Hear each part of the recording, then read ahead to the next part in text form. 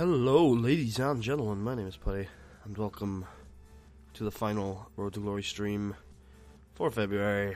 I'll get you off this picture, and we are heading straight into the game. Gotta get your comments up first. Death Monkey is gone from Golden Canvas Grappling. That's obviously essential news. Hey, Iceman, welcome to the stream. Yeah, I like my video game playlist. It's fun. Hopefully the balance is right. Who the heck added the music? Hey, you could still hear it. It's just in the background, so you can't hear it over me. Anyway. We are wrapping up.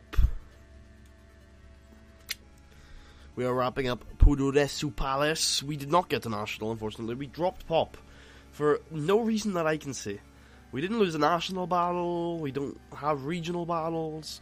We were on TV all of this time. We were putting on decent shows all this time. No clue. Absolutely none. So, no fucking clue. We did not get Tommy Cornell Jr. What if I want the music to go really nice? Boo. Fuck you. Fuck you then. We did not get Tommy Cornell Jr. But we did get the man, the myth, the legend, Gregory Gaget. You may know him. He is the new example of why tour shows are ridiculous. That is just insane. He's real good though. He's pretty good for this Fed. He's a top guy. We're paying him a lot of money, but he is a top guy in this Fed, and we're going to be seeing what we can do really with him. We've also got a new stable. It's called Sonkai. It's Japanese for respect. And it's just a bunch of guys who are like, you know what, we want proper wrestling. That's what we were promised when we signed, and we have not got it. So fuck you guys, we're taking it. And they're not really heels, but they're not really faces either. They're just kind of dudes. Still making money, although making a lot less of it now that Greg's signed. He's a pretty huge deal, obviously. Have a new announcer, Steve Smith. Also brought in John Greed for color. Building these two up as the new commentary team. Pretty much going to stick with this commentary team, I think, until maybe even the end of the series, although we might grab a new team when we hit international. That's a maybe, though. This does not look good for this storyline at all. I was trying to check to see if these storylines were going to go back up, but they haven't, so I have no fucking clue. We'll just have to check. This one's doing fine, though. This is the Respect for Wrestling storyline, which is basically the stable. Hi, Tugger. Welcome to the stream. Aside from that, we have Fatigue, obviously. We signed a new announcer and then realized that we were going to sign another new announcer. So it's just he's on a written deal, so just have to wait till his contract expires. Aside from that, the creative medium looks something like this now. Adam Matsudiro is apparently on there. That is weird. What the fuck? How did he get that high? Anyway, Putty's still here. He's dropped a little bit. I think he took a loss. No, actually, I don't think he did. Oh yeah, that was the final loss to Edward, because Putty was actually injured, so we had to end the tour early, and we had to have a pretty shit match between the two. Edward Cornell got really over, and he's getting back there actually. But when we were off tour, he fell because he has a pop cap that's real fucking low. So, don't know what to do with him. Viktor Beskov is over properly. Probably the first time in his entire career he's been properly over, which is great. And then we have Bret Heartbreak, who is a solid. I think it's an 84 pop cap. Maybe we just haven't pushed him enough to get him further over, but he's a really solid young worker. Unfortunately, he is a bit of an asshole. Which has only recently surfaced, so that's unfortunate. But, something to look at. Talk to Talk is the same kind of people who are on there. We're in general the same kind of people, but Showstoppers now includes one Gregory Gaget. Why don't you do shows in the USA? Because we're a British Fed. We get, look, we will get, no people there. I did US Pro. I did, hundreds of shows in the US. Alright. What are we doing here? I don't think much else really. I think we need to just keep going. The big feud that we're building to at the next pay-per-view is Viktor Beskov and Gregory Gage. They had a match at the last show. Oh, you should do a Fed in the USA? I do tons of Feds in the USA. Like, everyone does a Fed in the USA. If you want to go watch me play in the USA, you can watch, like, any of the first, like, 5 archives of this series. Or, any of the 140-odd episodes of MAW I have up. Alright. There you go. Why does every picture I pick have glasses? Or a hoodie? That's perfect. Or a hoodie? I mean a beanie. There you go. Oh, also needs to be assigned a position. That's fine. Oh yeah, so Viktor Beskov made Greg Gage tap out at the last pay-per-view, and Greg got on the mic afterwards and said, "Look, this isn't done. I'm going to rebuild, and I'm going to come back. I want another match. I'm stronger than this. I didn't do myself justice tonight. Let's fight at the next show." And Victor comes out on one of the tour shows and says, "You know what? I respect your attitudes. I accept. We'll have a final conclusion of sorts at Heating Up Quick." And then the commissioner says that if Greg, because he's had such an impressive couple of months, can beat Victor at Heating Up Quick, he'll get a title shot at Edward Cornell's catchweight title on the final show. Does this game have Finnish wrestlers? It has a couple of them, I think. I'll have a look for them now. I don't even have a few of them.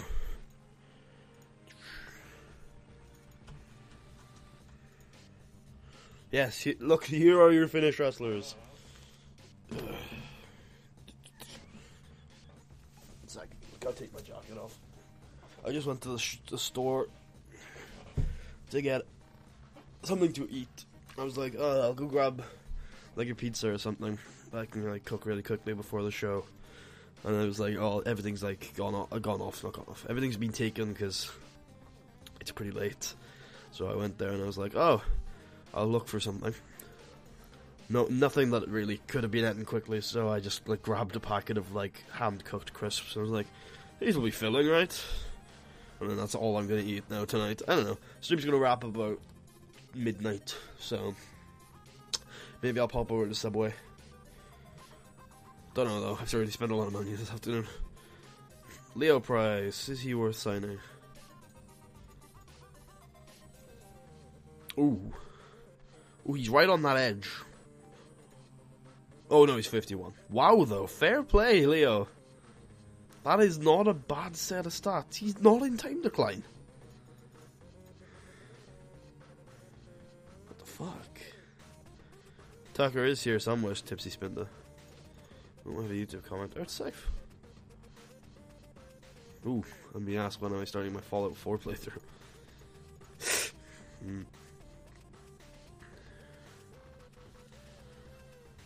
Leo the Lion Price.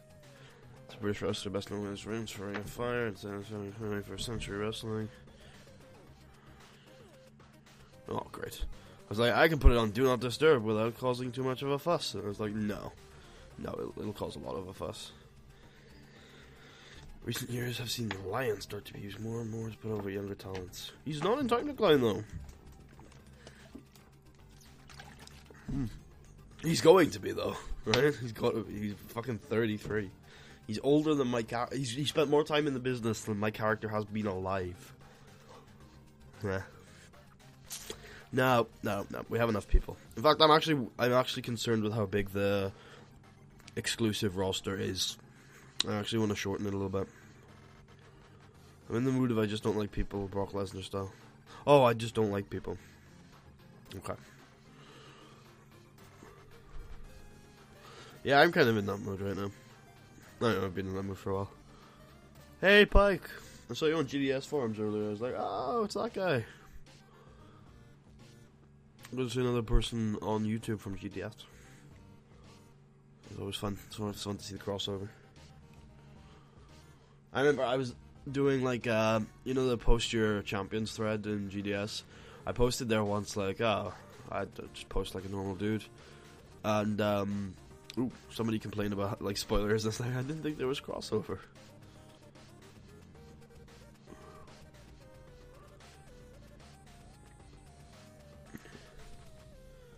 He's real good, and he's 32. What kind of deal are they offering him? You've looked on GDS for a while, but you've just made an account. Cool. They're offering pay per appearance anyway, so if I really want him, I can get him. Final TW are not in a good state. Not in a good state at all.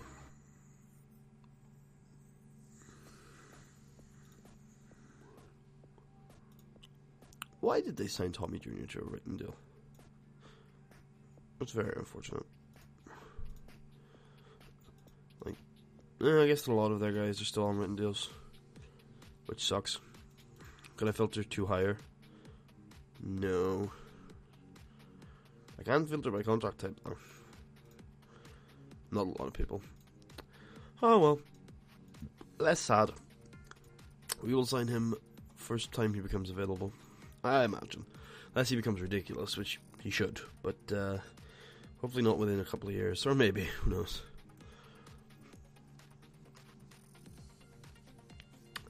Alright, so, locker room incident. Oh look, it's our road agent. I think that's the first incident we've had in 3 years of business with our road agent.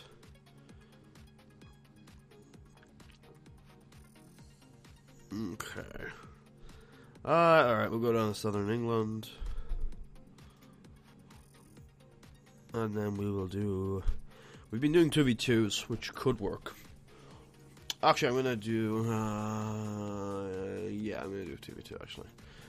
I have Greg Gage team up with Monsieur Paddy to take on Adam Matsudiro. And we'll do Victor. We'll put Victor in here. I don't know if I want Victor to lose, actually. I'm going to put Brett on this side. Why not?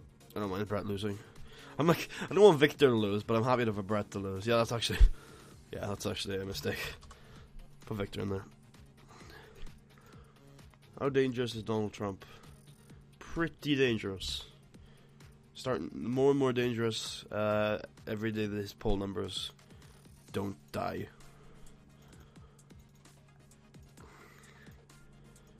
Alright, Gage back on winning ways. Actually, I say back on winning ways. Yeah, back on winning ways. I know he's been losing a reasonable amount recently. Alright, then we'll talk a 6-man tag. We will have that stable. I always forget the Japanese name. Well, it was obviously a question because there was a question mark. That's how a question is defined. I just want some. At best, it was a rhetorical question, but it's still even rhetorical questions are questions by their nature. Nigel Svensson, Buff Martinez, and Edward Cornell. I don't know why I get Edward and Nigel confused. I really shouldn't, but I do. It's weird. Don't know how Albert Starr has momentum. Where did you get that from, Albert?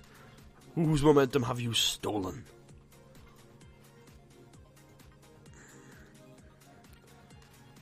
There you go. Perfect. And I will now book the rest of the card as I have been this tour, which is in a auto booker. Hey, I got every match in. Perfect. I don't care if everyone's fatigued. We're only doing one show a month this tour. I forgot to one show a week this tour. I forgot to mention that. The reason why we're doing that is partly because of the fatigue issues we've had over the last couple of tours, and secondly because I wanted it to go quite quickly this year. I was actually planning on not streaming at all this year, but the reason why I've ended up streaming is because... Ooh. Okay, cool. Saved it. Ooh. Maybe Adam Matsudiro is going to join the stable, as old as he is. I was actually planning on not streaming at all this year. The reason why I've actually come around to streaming is, again, I thought, it's the last day of February, it's my last chance to stream without having to run into my cap. So I was like, okay, sure, it's my last little sliver of unlimited for a while. I will have unlimited again, I just, after a little while, soon I'll have a cap on my God internet, and that will mean less streaming, because I'll want to do some rendering and stuff. See you, Tipsy Spinda. I want to do less rendering and stuff.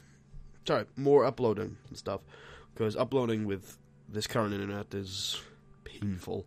So I'll be uploading all of more hopefully tomorrow, or not tomorrow. I'll be uploading all of more hopefully next weekend, and then it'll be done forever. Then I'll never have to upload more again.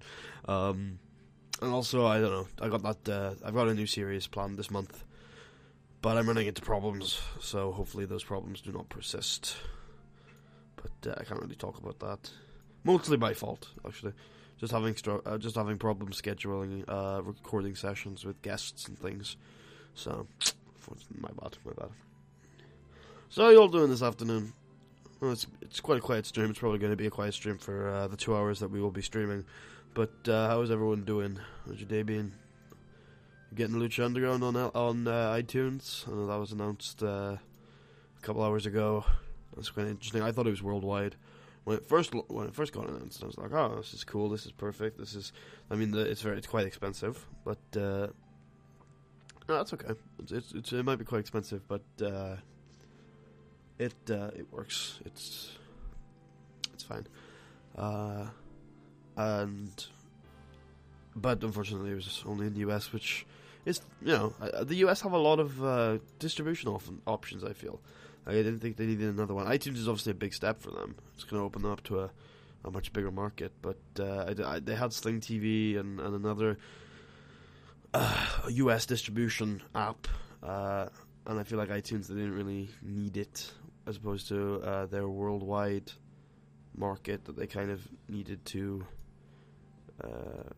break into. Oh, I'm not sure if that's true, but I just felt like it was a good opportunity to go worldwide. I'm surprised they didn't. Pike says, cool, I'm up to more 113, which is their first pay-per-view. God, that's the thing about that series. I don't think it would have been as long as it is if it weren't for 2017. Because, like, the progress we make from 113 to 163 or 166 is staggering compared to the progress we made in the first 113 episodes, I guess.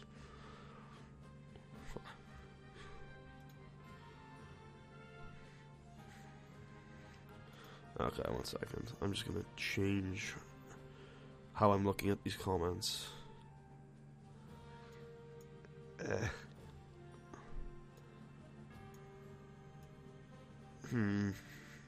appear to not be able to. It's pretty funny. Okay, can I pop out the chat? Yes, I can. Cool. Perfect. I just want to be able to see the chat. There we go. It'll be easier if I can just see the chat. Perfect. Alright. Sorted. Well, it would have been cool to be able to see my dashboard too, because then I could check if anything's going horribly wrong, but it's fine. We're good. How is the regional importance leaving us? Ireland has gone down in the last year or so. Hey Jeremy, what's up, brother? Ireland has gone down in the last year or so, leaving us in an unfortunate situation where we have to do more shows in Ireland. And that just sounds like a horrifying prospect, if you ask me.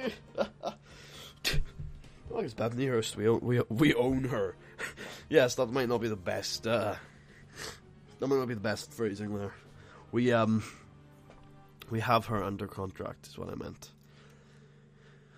So yeah, as a quick reminder for those watching, we are wrapping up this tour, hopefully all of it, on stream.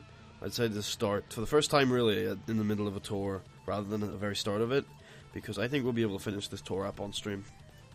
It's just, we've got 6 more tour shows and 2 more pay-per-views, so it should not take us too long, which is good. Oh yeah, how are our storylines doing? Oh my god, it's dying. There's no way.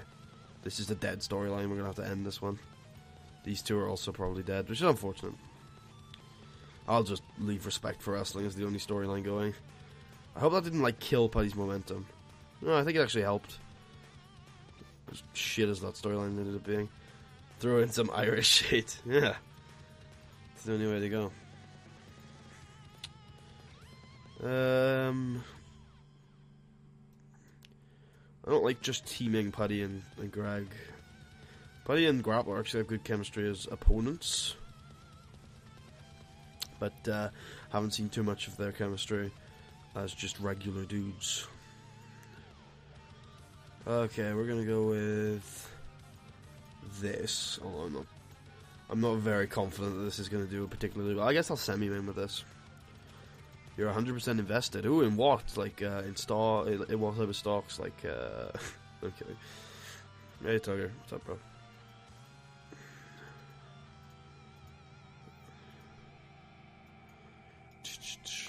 I'm gonna put Eddie in the main with Victor taking on Brett and Adam. Sure, seems like a good tag team to take on the disgustingly Puro faction. I disagree, Jeremy. Very much disagree. Strongly disagree. It's a decent game. Very bad Fallout game. It's a decent Bethesda game. Alright. But I'm a huge Fallout fan, so I think it's different for me than most people. Where it was like their second Fallout game.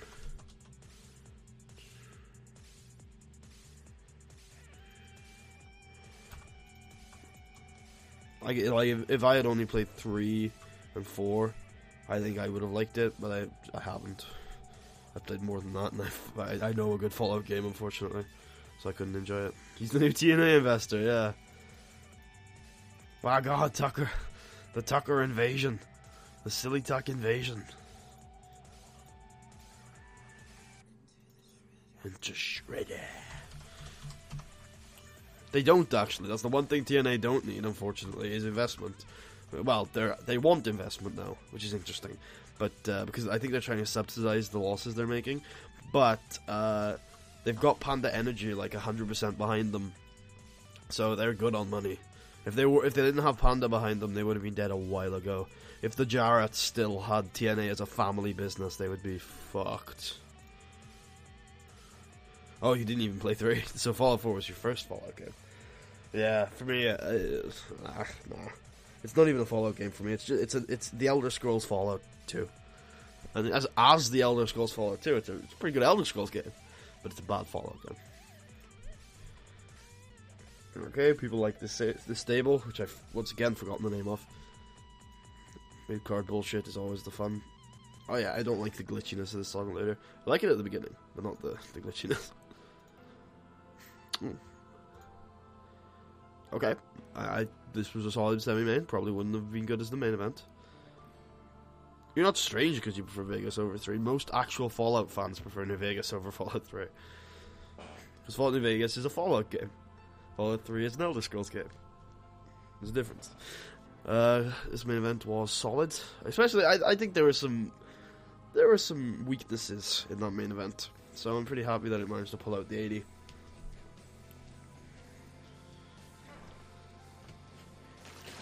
Hardcore headbanger Mosher is a 2013 graduate of the 4C Combat Academy. Oh, so he's Canadian. Fuck Canada. Am I right?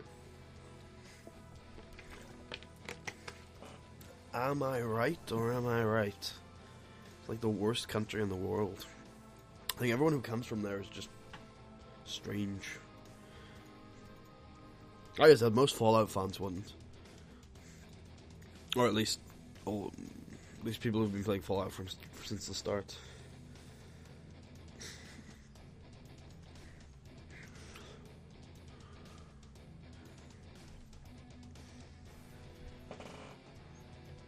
Also, I think most people who have played both games a lot agree that New Vegas is just better. I don't see the arguments that 3 is better anymore. They've kind of faded into the history books as people have realized how much just of a better RPG New Vegas is in almost every way. Because 3 was actually a really bad game in a lot of ways. Like that, 4 at least is a competent Elder Scrolls game. 3 was a pretty bad Elder Scrolls game and a really, really bad Fallout game. So the arguments that 3 is a good game has kind of fallen into the wayside. It is a mediocre game with some gems there. Like Fallout 3 has some really good moments and quests and hours, I would say, like maybe 2 or 3, hours of great content in the 200 you will spend playing it. That is... I'm very concerned that this loading screen has taken a while. It is 2025 though. You do tend to see, unfortunately, as the years go on, you don't really have a way to. Do you not? Are you like on your phone right now? Because if you have any kind of PC that was made after the year 2000, you can play it.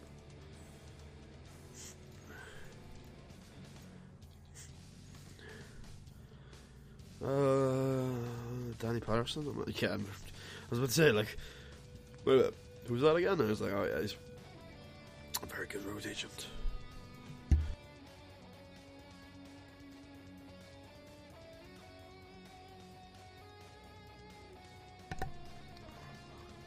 Sorry about that. Actually, do I have a t-shirt? I do have a t-shirt nearby.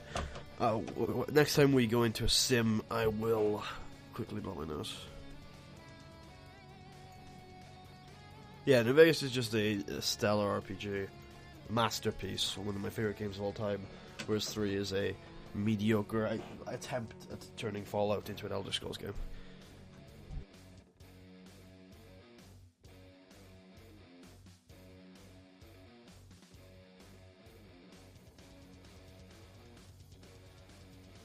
It's unfortunate too, because I don't know. It's really unfortunate. I don't think Bethesda are actually, given the time and foresight that I now have at playing so many of their games, I don't actually think Bethesda are that good at making video games. So it's kind of interesting. Alright, let's just try and move this down so I can... There you go. Sorry, just trying to arrange this so I can interact with stuff without messing it up later. Almost there. Almost there. There we go.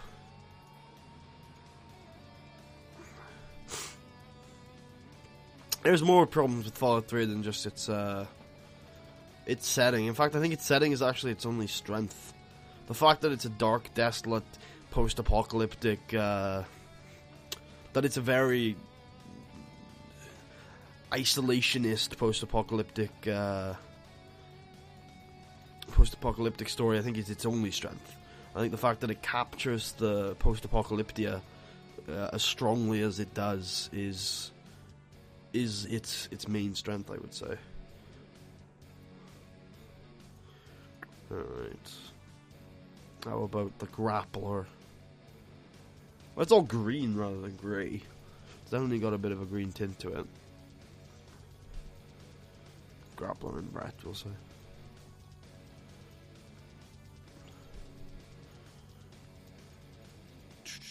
That's not necessarily a good thing, a bad thing. Some of the better games, like the games are, as long as games are compelling, I don't think they need to be fun necessarily. And New Vegas, in some ways, isn't fun. It's very sad at times, and it's very depressing at times because of like the way, in some ways, you're pretty helpless at certain things. But my main problem with 3 isn't that it's a very isolationist atmosphere. Although I think me as a player, I don't gel with that atmosphere as well as I do with a more of a exciting romp atmosphere. But I commend it for creating that atmosphere. I think it's quite a good one. I think it does a very good job at what it attempts to do. It's just as an RPG, it just fails. It just fails to be a good RPG, unfortunately, and it's also a pretty bad shooter. So, you know, it just felt like the problem with Fallout 3 and Fallout 4, I would say, is that it just is not as good as a lot of other games that do similar things. That do very similar things. Like, if you're looking for, there are tons of fantastic shooters out there, tons of fantastic RPGs out there, and there is one game, two or three games that have actually captured shooter and RPG at the same time that already exist that are much better. Because that's the problem, is like people say, oh, but I want a shooter and an RPG. Well, Fallout 4 isn't really that. They kind of fucking failed. It's like, oh, okay. So you either want, if you like, it's a shooter. It's not really an RPG. It fails to be an RPG in many ways. People who like it as an RPG probably just don't know what an RPG is anymore. Like, people don't play a lot of RPGs these days. Although they are getting more popular, which is good. We saw the release of Wasteland and Pillars of Eternity recently, which are fantastic. Uh-oh. That's a bit odd. That is a bit odd, gotta say.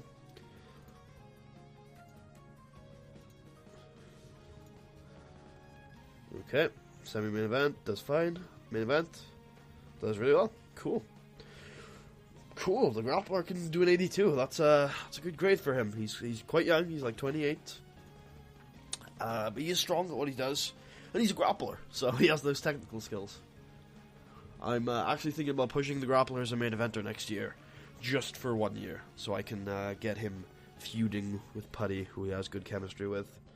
So we can attempt for a good grade and kind of wrap that up, which would be cool. Everyone's looking for time to heal where you ain't getting it. Things are heating up quick if you haven't caught the memo. So you ain't getting a break.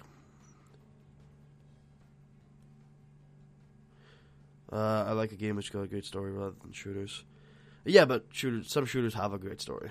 Like Wolfenstein or I mean, I think Bioshock is well, the later Bioshocks are bad shooters. But the original Bioshock has a fantastic story. And is a great shooter. And then all of the Bioshocks have great stories, even if they aren't great shooters. And then Fallout 4 and Fallout 3, I think, have terrible stories. I think Fallout 4's story is awful. I think the first act is great, but then after that, the story is really, really bad. And the fact that you can't really influence it makes it worse. I've played the game quite a bit, and I'm just very disappointed with it. That's all. Wolfenstein was really good. Yeah. Some would call it the best shooter of all time. Wolfenstein New Order, I mean. You know how much good shooters with a good story? Well, Bioshock 1 is a definite example, but Wolfenstein New Order is another one. Those are two ones. If you count any of the Deus Ex games as shooters, which I think I would, then they are excellent examples of that. They are excellent games with great shooting mechanics and an absolutely stellar story. Perhaps the best shooter story combination of all time. Far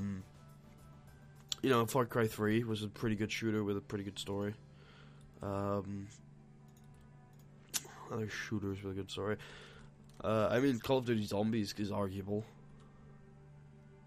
Keep in mind, Bioshock is part shooter, part horror. Yeah, but the shooter gameplay is fine. Like, the horror is a story genre, it's not a gameplay genre. There's no horror in the gameplay, really.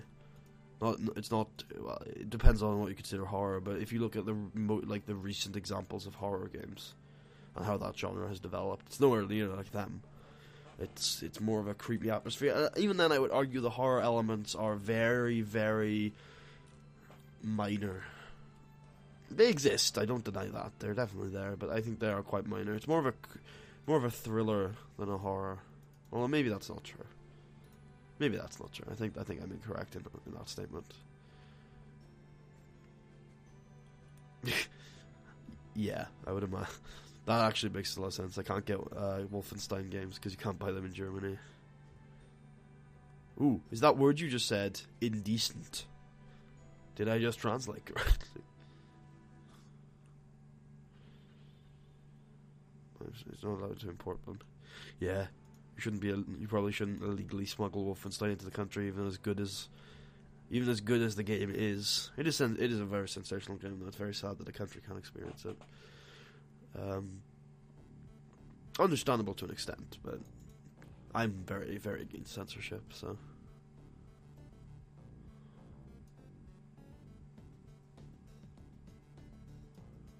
Yeah, I mean, the only one that I would say, and Marshall will disagree with me on this one, but the only one that I would say that's worth getting at all costs is New Order, because it's just such a sensational shooter. Southern England, Scotland, Northern England. So we haven't been to Central England. Okay, that's the one we're going to then. To Central. Okay, main event will be the rematch. It is Gregory Gage versus Victor Beskov. And if Greg wins, he gets a title shot.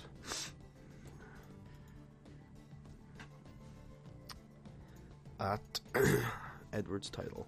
And Greg's gonna win, because obviously. And I think these two can call it. Yeah, I just remembered.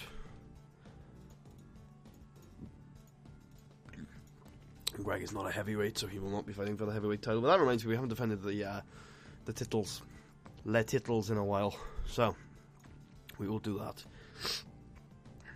Pretty sure we didn't defend the titles at all last pay-per-view, which is kind of weird. Nigel will represent Sonkai.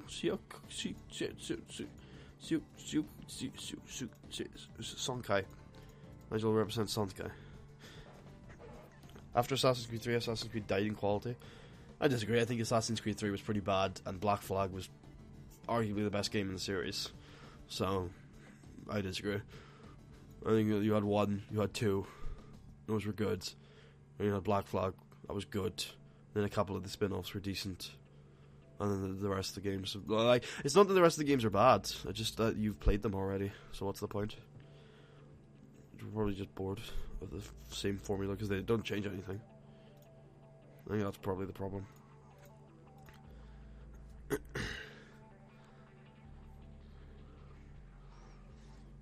What was wrong with Black Flag for you? He said, Tucker just said Black Flag had 1 bad thing. Ship gameplay? That's I don't understand how you can say that game is good without liking the ship gameplay. Like, that's the reason why people think it's good. That's the reason why I think it's good. Because it's unique, it's new, it's not the same kind of bullshit that you've seen from Assassin's Creed for years. I don't understand how you can actually like the game without liking the ship combat. That's the reason why it's good. Like, what else is different about it to the rest of the Assassin's Creed games? Like, without liking the ship gameplay, then it's just worse than 2. It's just worse than 1. Unless you like the Welsh protagonist.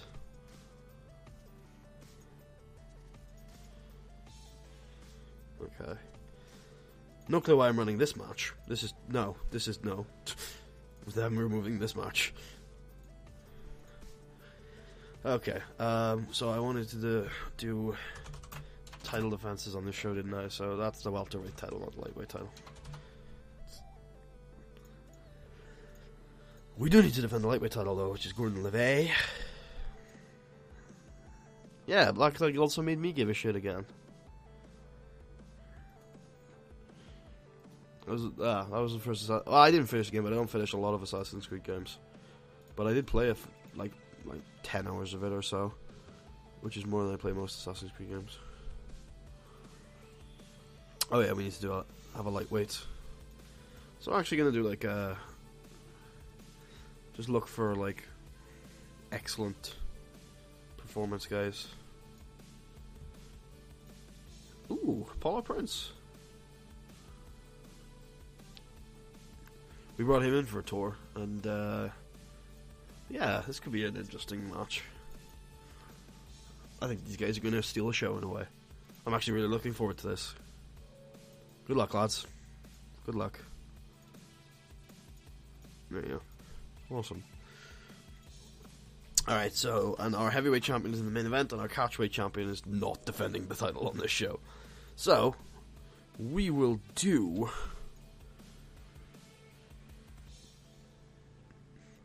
I was going to do a tag team match with Edward and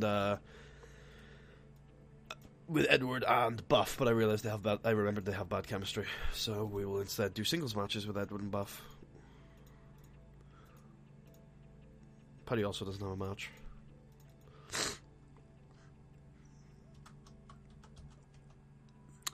I actually like the idea of playing a game doing the French Revolution. I do too, but I don't think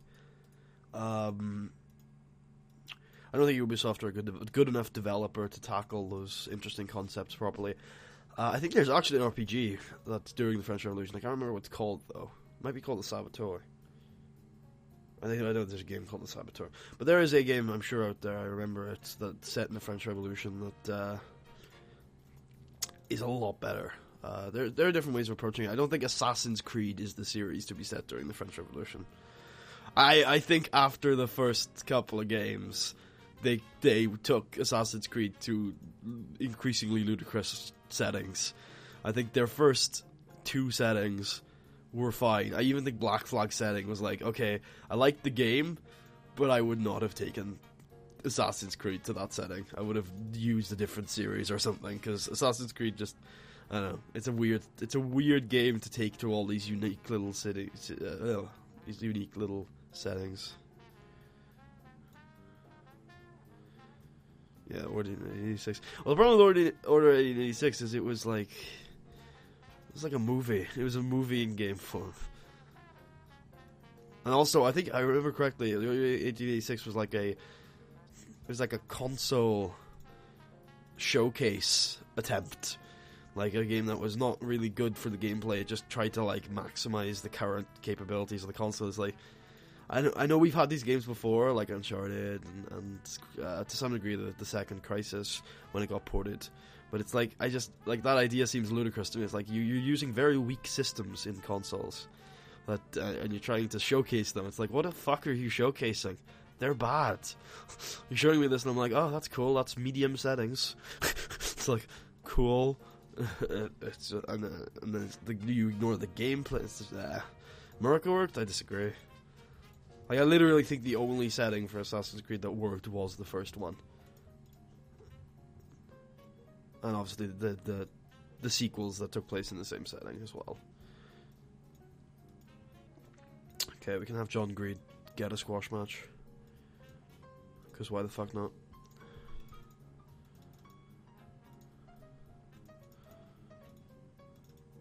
The reason why the fuck not is probably because it's not going to do fantastically well, but it'll do good enough. It's a very long build, I feel here. Yeah, it's fine. The Middle East, yeah. I mean, I don't even remember. It's not I don't even remember. It's I don't. When I say these things, I haven't put that much thought into them. Oh yeah, so the Middle East and Italy both work. Those would be the 2 settings that I think work. And it's not all of the Middle East. It's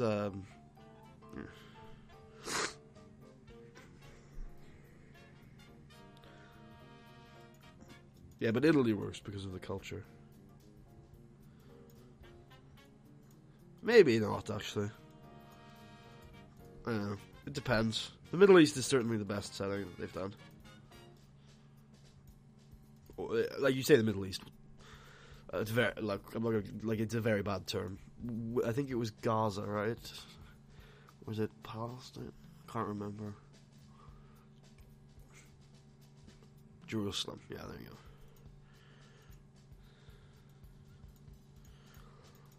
Alright, we'll have this really random match, and we'll have those guys, those fuckers go over, and we will have a promo from Sonkai. Almost got it. We will get it one day. Sonkai. Edward Cornell, Victor, Nigel, Buff. Buff Martinez is just there. I think when I do a certain thing, we will have a. We will probably end up kicking Buff out of the stable. Who's Koji Kojima? I don't know whether you're talking about the game developer or the Seaverse wrestler. If you're talking about the Seaverse wrestler, he is a tag team junior specialist who now co-runs / co-books world level wrestling with Koki Kobayashi or something like that.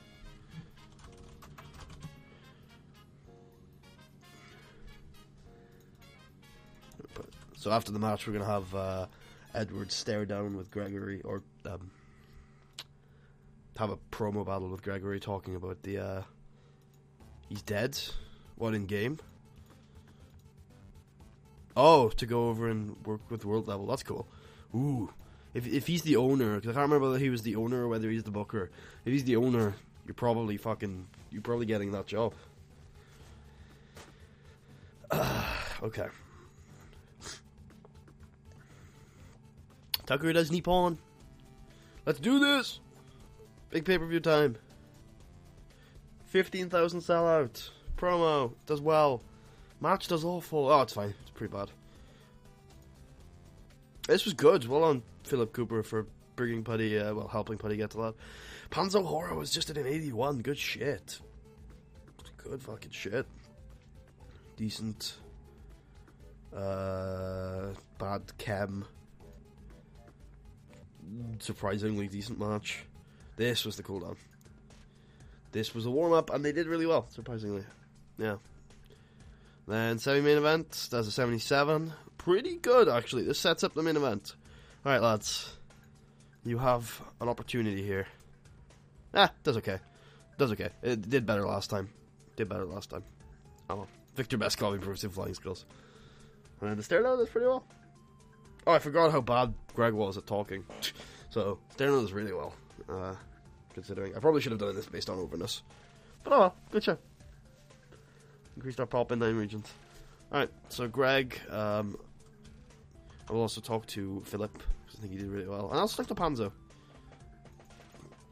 Praised for a good performance. Pointed out as a good example. Given a hug, because he's done really well in his first 3 months in the Fed. Alright, so we got 4 months to build to a title match between Greg, Gage, and Edward Cornell, and then that'll be the finale. I assume the dev journal is over in 25 days. That would make sense. 25 days from now is March 25th, right? And the game is supposed to be out April. So let's say the demo comes out last week of March, right? That makes sense. Or maybe the demo comes out first week of April or something like that. The game's going to be out not long after the dev diary finishes, if that's true. Hell, maybe he's given us a hint. March 25th is when the demo comes out. Maybe. Who knows?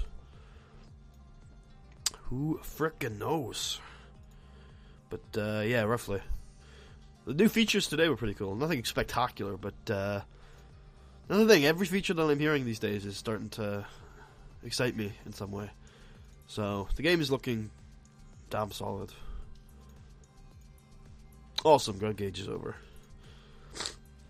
Can I just say that in February he had 17 pop, and he now has 76/77, 75 to 77. That's really good. That's real good. Boom, boom, boom. How many matches have I had this year? 12. It's not too bad, actually. I had 50 last year, which is great, because we toured a shit ton. But most years I end up averaging about 30. I guess it'll be a better TEW 2013. Exactly. Which is kind of unfortunate, because 2013 was just a better 2010. So, and the game feels like it was made in the 90s. There's so many huge flaws with it, and I don't feel like they're going to be addressed in the next version. But I did enjoy 2013. So I think I'm going to enjoy 2014 as well. So 2016 as well. So yeah, there you go. I'm not like, I need this game, I'm so excited about it, but it's like, I think they'll do well. I think it'll be fun. TCW have become national again. Which fucking sucks. It doesn't really matter. Ooh, Final Destination 13, because of course NWF have been in business 13 years now. Ridiculous. Ends with Kelly Martin defeating Billy Robinson in 81 to retain the title. Good shit. Wait, that was last night? I swear the Grappler was at my show. Oh, that was Sunday night, okay. Did you ever run in with all the forums due to that point? Yeah, I posted, because I got to a point reading the dev diary where I was like, I'm actually excited for this game. For the first time, I'm really excited for this game. I'm positive. I want to share this with people. So I went on and said, look, I know all of my big issues with the game are probably not going to be addressed, but I'm actually excited for this game. And people, like, instead of focusing on all the positive I wrote, sort of focused on my big issues, and they're just like, how vague can you be? And I was like, I'm just trying to be positive for once. Solid profit. Not bad.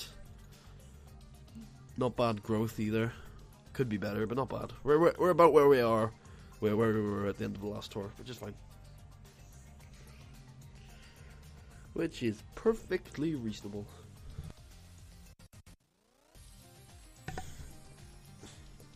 Okay, let's move on to... So, we should auto-push, actually, since we just finished a pay-per-view. And Greg is almost certainly a main eventer now. Bam! Third biggest star in the company. What a set, mate. I don't know about Adam, but other than Adam, what a set. Adam, by the way, is 45. Still not in time decline. That's the majority of the forums. Yeah, the GDS forums, I agree. They're a little weird. I think it's encouraged. I think it's Adam and the dev and the mod team who have a certain way they want the forums to run. I think the people there are really cool, though, for the most part. I have a few people that I like there. And the diary forum is sensational for the most part. So, it is what it is. When's your birthday, bro? When can I check your birthday? Huh. How do I check people's birthdays?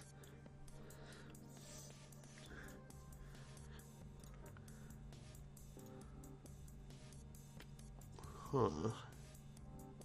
Oh, maybe I can check diary? No. Whatever, well, he's 45. Whether he's returned 45 this year or he's turning 46 this year, I don't know. But he's doing pretty well about staying out of time to climb. Which is great. Because he's real good. Might even have him win the lightweight title again. That'd be cool. Have any of the titles changed? Oh, no. I don't think they have, actually. I think all of the titles have stayed with their guys this entire tour. Gordon won it last year. Yeah, no titles have changed hands so far this tour. That might change. Not sure. We'll see you when the final pay-per-view comes around. We should book in the finale of this tour, which I now have the finales of both this tour and next tour booked in my head. I'm interested. I wonder how we're going to get to next finale, because I have an idea for who the two people in the match are going to be, but I have no. Well, of course, yeah, that makes a ton of sense in lore, because if Koji died, Koki would not be like, I'm hiring a partner. Koke would be like, no, if Koji's gone, I'm finishing this by myself. And yeah, that makes sense to me. But I'm a lore nerd, so, Hey, I'm good. I'm glad Edward is staying as over as he needs to be to finish off this year. The way he needs to, really. Let's have a look what world level are up to in this game. Oh, he hired someone. here I am, like, oh no, I think what happened in this game is Koke died, and then the Great Hizaya. Oh, that seems weird for world level. He's the guy who usually heads over to Exodus, Pro Wrestling Exodus, or Exodus 2010. Yeah. Right, he's over here. Fuck no. Yeah, right? Looks like. Well, maybe not. Maybe not. I don't know.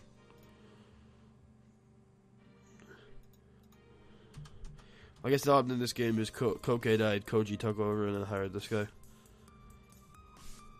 who seemed to be a pretty good junior back in his day. Fair play. How did is Koki dead? No, he's not. I don't know what's happened on this occasion. He's 55 and still wrestling, by the way. Fucking hell, he's got zero consistency. He's like Big Smack Scott over there. Damn, son.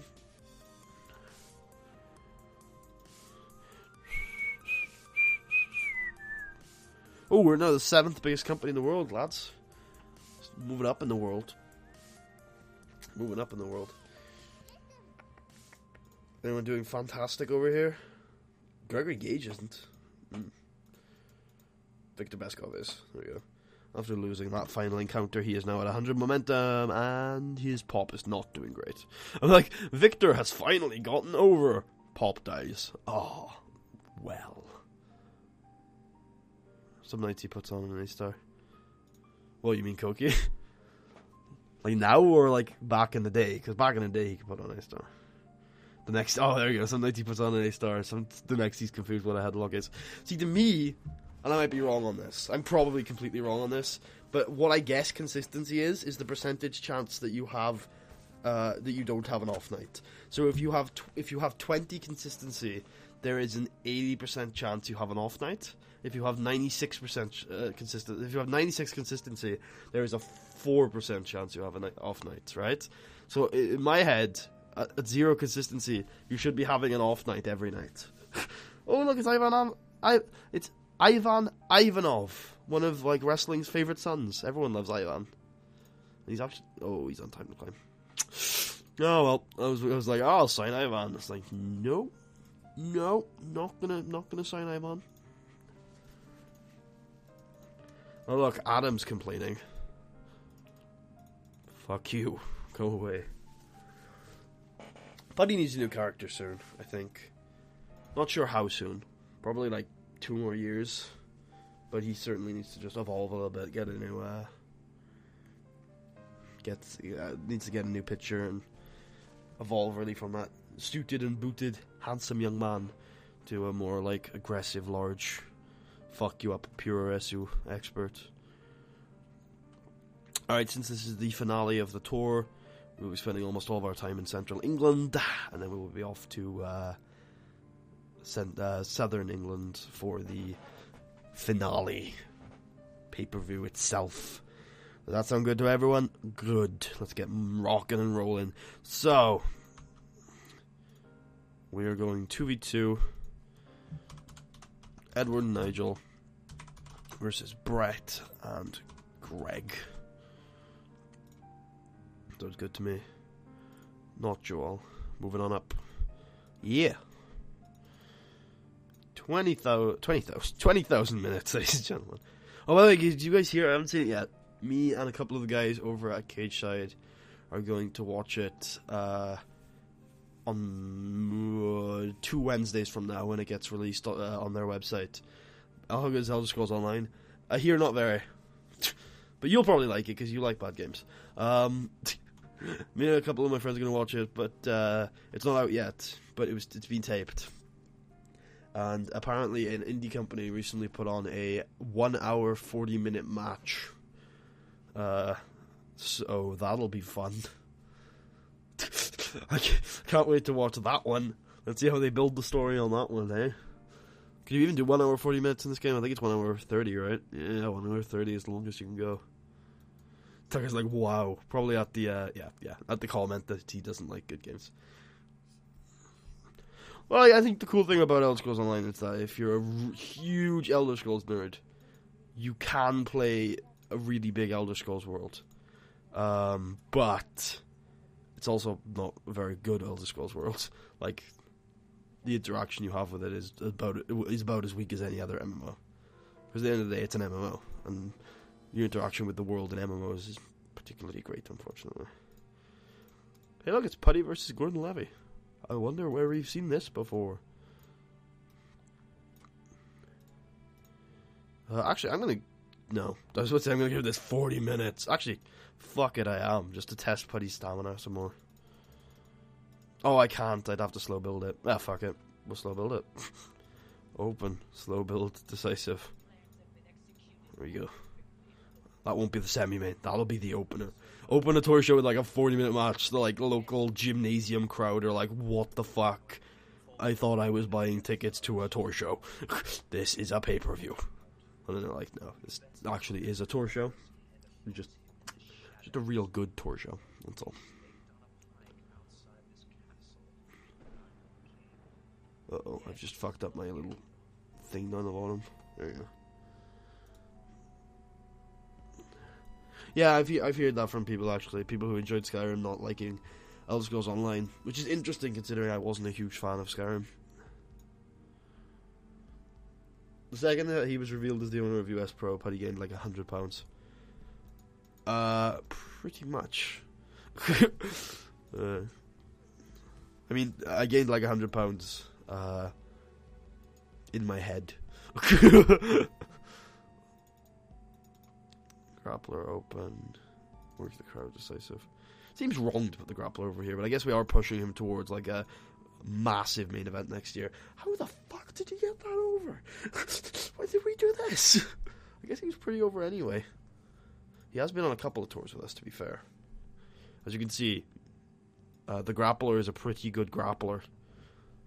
Although, I'll be interested to see what happens when the fog lifts. That matches Trevor Lee and someone. Piker, are you behind? You seem to be responding to things that I did like 5 minutes ago. I know Ben watched like an entire stream behind at one point, which is funny. Oh, speaking of Ben, just in case he's not here, because I don't think he knows I'm streaming, I'm just gonna send Ben the link. Yeah, he might be here, but I'm just gonna send it just in case. Who's Trevor Lee? Indie guy. I think he's decent. I think he's pretty good actually. It's been a while since I've seen him. He works a lot of the indies. Like he's an indie guy. You know the type. So, 'tis what it is.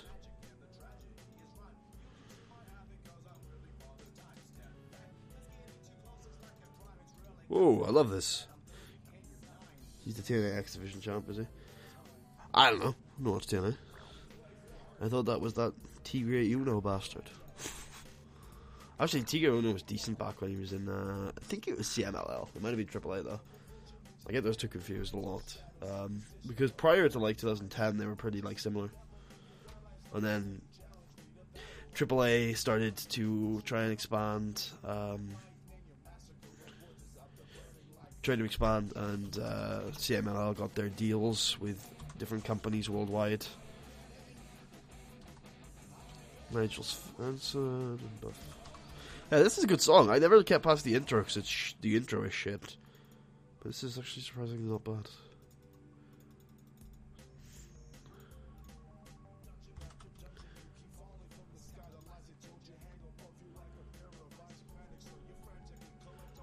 Okay. There we go. Even though Greg is not good at talking, we should still probably do these segments and hope that Nigel can carry him a little. Alright, we must cut at least 14 minutes. Say goodbye to the Mass Hulk Buff Martinez match. And say hello to a bright new future. Boom. Alright. 86. Yeah. This isn't dreadful. I could have done better, though. Actually, the more I think about it, it's like, yeah, those two are actually really good workers, so I would have actually hoped that would do better. That was the semi-main. The grappler was probably pretty good. Trevor's a plain looking bloke? Yeah, I think so. Yeah. This was really good. Like, the grappler was pretty good at this grappling thing. Oh, everyone in this match is pretty good at this grappling thing. Huh. This is a really fucking good tour show. Oops. And this promo to end things off as well, too. Yeah. It's one hell of a tour show. It's one hell of a tour show, I say. I say. One hell of a tour show.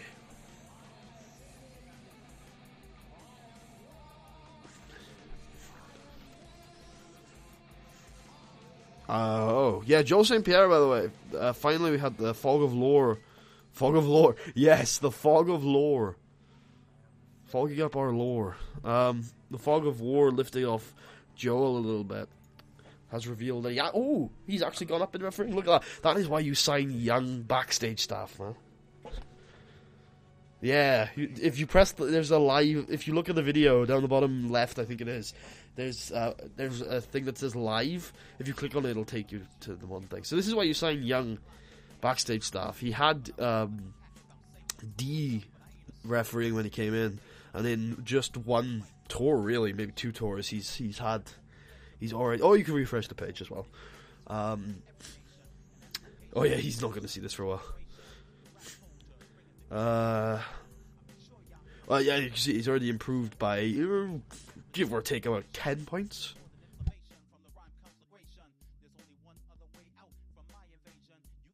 The same is true of announcers, but unfortunately, really shit announcers or referees end up like not being signed by anyone for like years, so they just end up toiling in the unemployed, where they won't get any better. But if you sign young referees or young announcers and give them experience, they might actually end up becoming pretty good. Announcers, it's a little harder without a B show. Watching on a smart TV and using my PC for the chat since I work on this, while I work on Skin Recolor. Lol. It seems intense. Yeah, this is why. So, but announcers a little hard because without a B show, like you don't want a shitty announcer working at all. But with referees, it's definitely worth signing a shit referee if he's really young and putting him in charge of your shitty matches, because just makes him better. He might turn out to be the world beater. I had a save. I had a save once where I didn't have Lucy Avatar, who's the referee Avatar. One of the two referee avatars, the other one being David. Who's the referee Avatar, and she ended up having 100 refereeing in like 2030 or something. So, you know, it's definitely worth training up some young referees.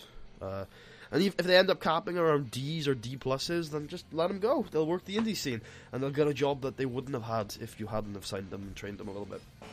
So, definitely worth picking up those. Same with announcers. If you have a B show and you have a team on your A show that is fully trained, then just put a really young team on your B show and see how they do. That's what I say anyway. I mean, I know the WWE use their A show to put to trade up a young shitty team, but you could use your B show. Much better, right? Hell, they put the A team down in Dev.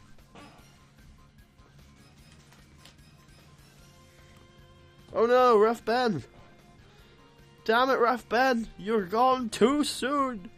Too soon!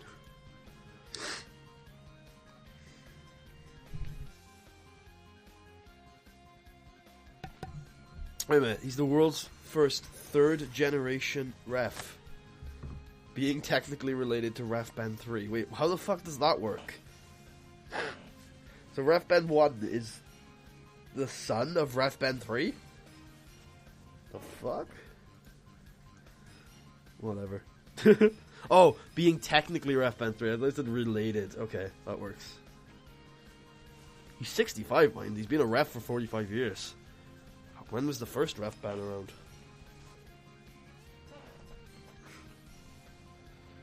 Anything else? So, I thought it was the week one then. It is week one, but I thought it was like Monday week one. I was like, why is everyone retiring? My God. Hey, if you check the news archive to see if there's any interesting random incidents so far this year, sorry.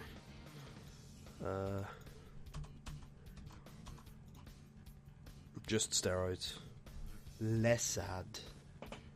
Really? Just steroids? I thought there was like weight gains and shit, no? Oh, okay. Huh. No, steroids is pretty interesting though. Whoever the fuck that is though. New workers is nothing really interesting.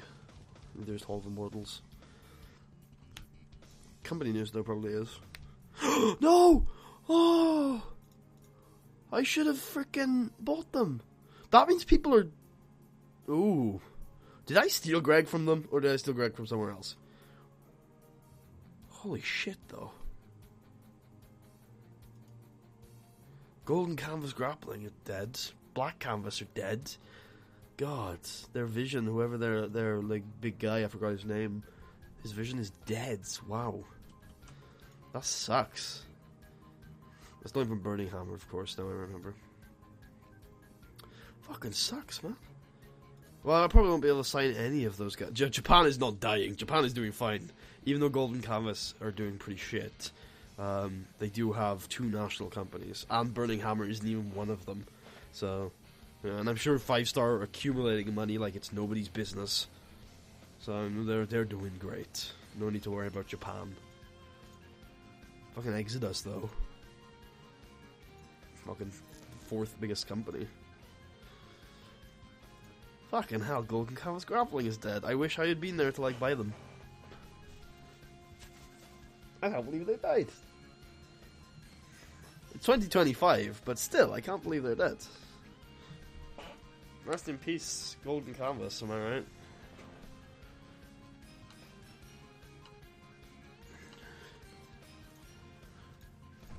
Unread emails and decisions, so we're gonna re-sign Joel St. Pierre, who's actually becoming like just as good as our other refs, if I just filter by referee.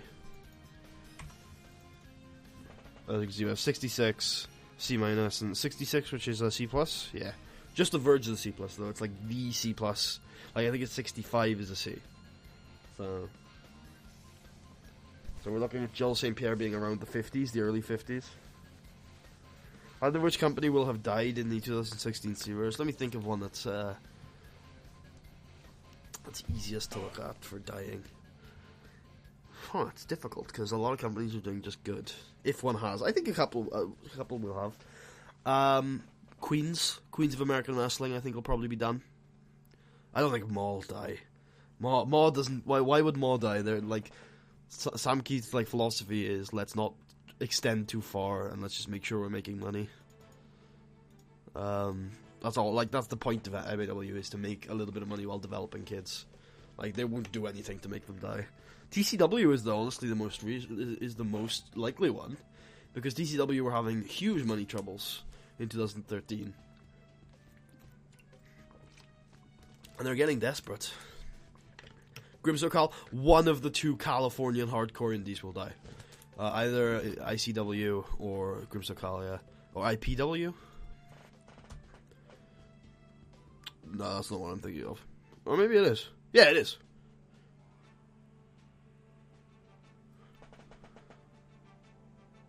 One second, I'm just going to look at this. Yeah, one of these two. One of Invincible or thing will die. Maybe because their big stars left or retired. Are you talking about TCW or Maw? If you're talking about TCW, I don't know, their like next generation is coming through pretty well in 2013. But Maw doesn't have any big stars. They have trainers and they have kids, and that's what they do.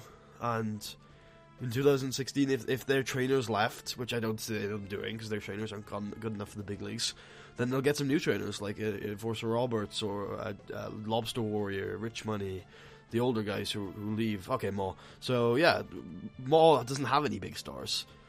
They have trainers who aren't good enough for the big leagues, and they have kids who, if they leave, then they'll get more kids.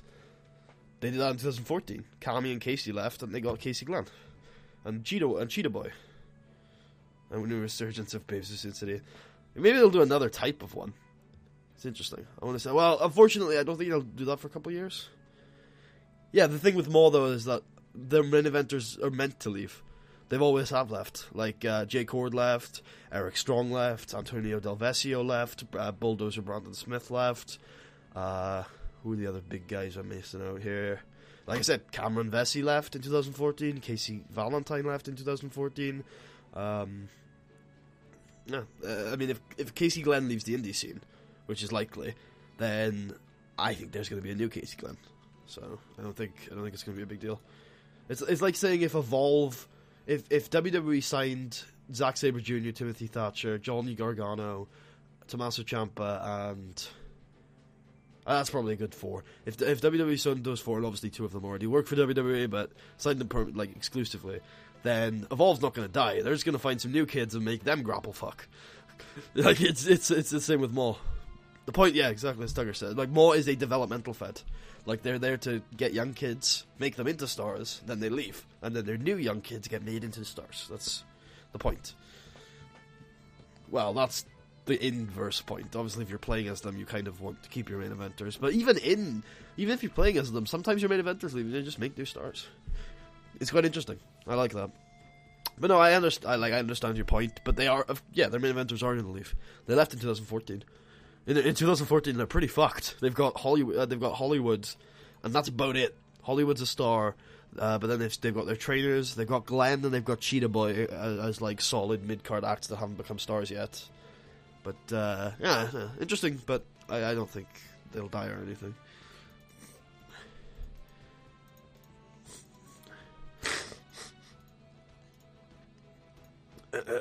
Okay. Gregory Gage. Putty.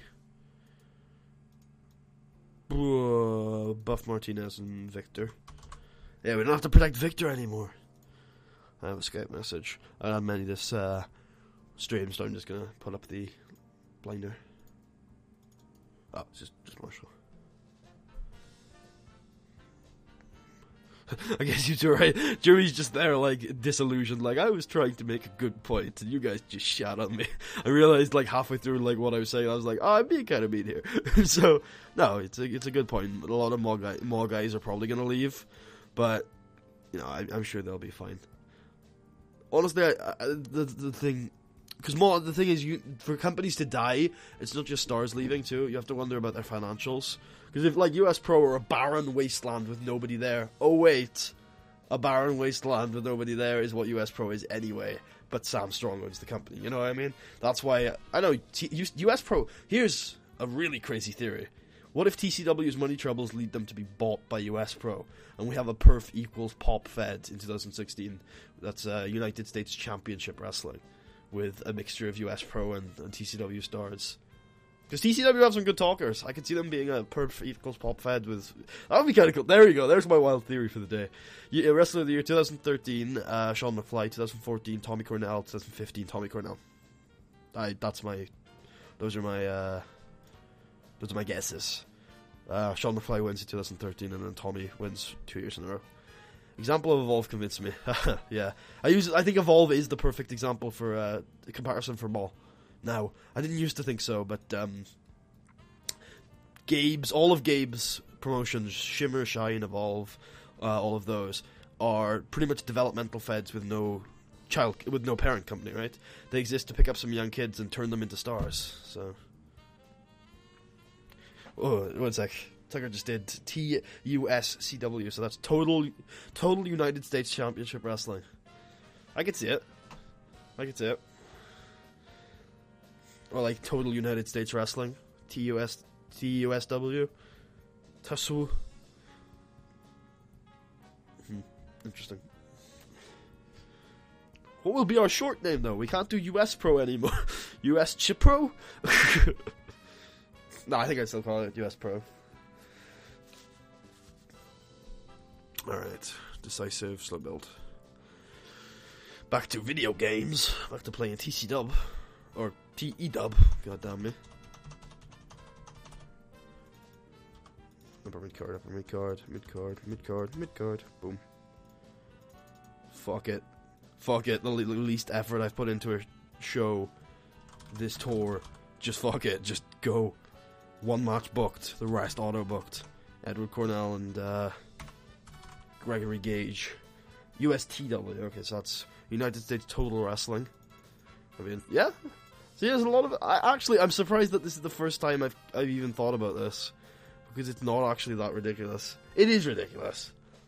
But I think that could work. That could happen. You could have that be kind of a return to the 90s, where you just had TCW... Sorry, you had Hollyweird and SWF.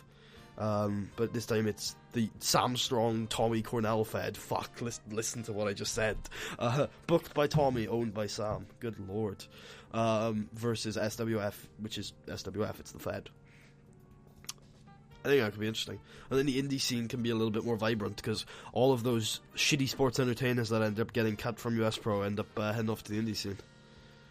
It's an interesting theory. Main event... 82 with Buff Martinez in it. Very impressed. Good job, guys. Good job by you. Good show for a poorly booked one.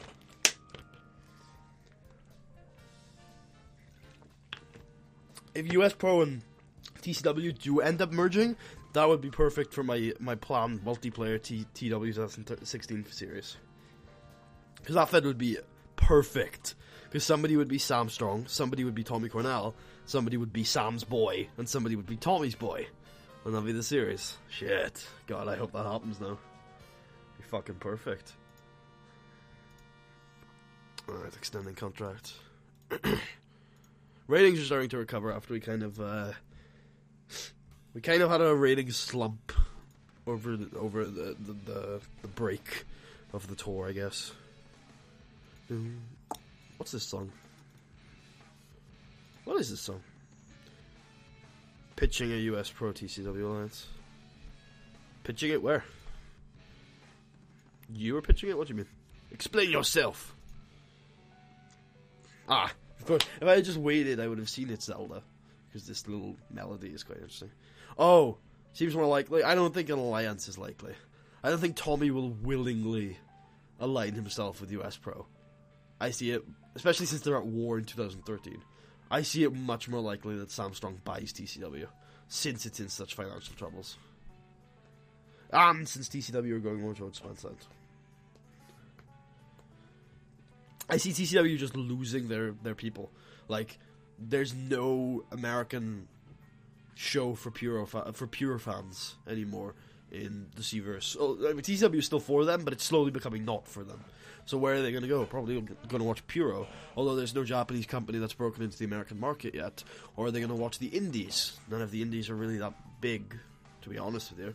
None of them have a TV show at the start of the game. Are they going to watch Lucha? Again, it's not really broke. I think if they'll go north of the border. There you go. That's a good example. I think by 2016, north of the border probably do have American coverage. That's probably what TCW fans have gone and watched. Very interesting. It's very, very interesting. Can't wait. I love the Cverse. It's like a book. Can't wait for the next edition of the Cverse. This one, Cverse 4.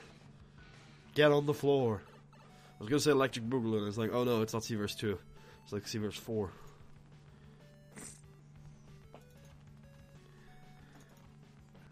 Negotiations with the BBC. There we go. Albert Dale, aka Albert Starr. One of the first just natural stars I created in this Fed. He's English. He's now a lower mid-carder. He's dropped to 50 pop. It's time for him to work the indie scene, I think.